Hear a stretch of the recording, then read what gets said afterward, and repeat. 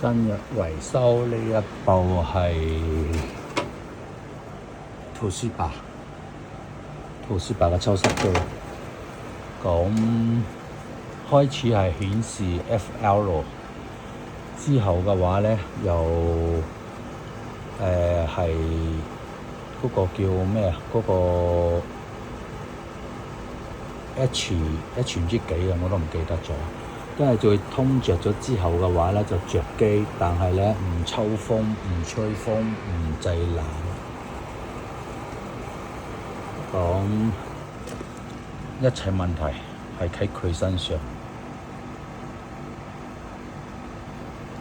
佢直頭係黐高咗先，不停有幾個錯誤，但係除咗呢度之外，其他地方睇起上嚟好靚仔，唔似有啲咩大問題。但係佢嘅問題嚟講嘅話咧，就7年一個又一個，跟住嘅話咧就直接佢顯示賴死啦，顯示25之後就唔再喐。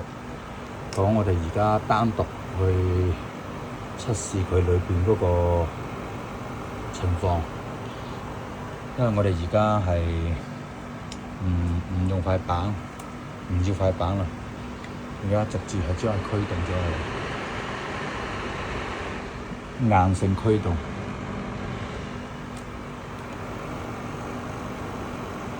而家裏邊開始，入邊嗰啲開始有啲水珠啦，而家開始製冷，因為開機1分鐘都未到，不過幾廿秒，所以就冇咁快可以出到水。維修抽濕機，再還電器。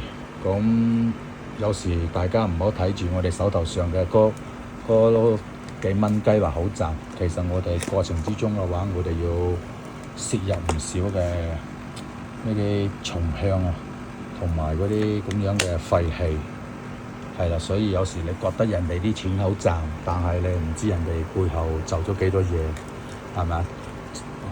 啲人話齋條線唔值錢，但你知道條線點樣改，呢啲先係錢。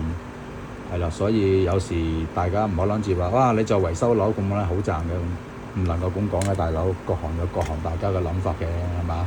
你覺得有嗰個價值就整啊嘛，冇價值咪唔整咯，係咪？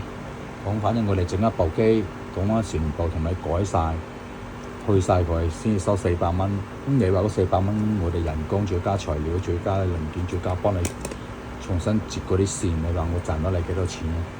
係嘛？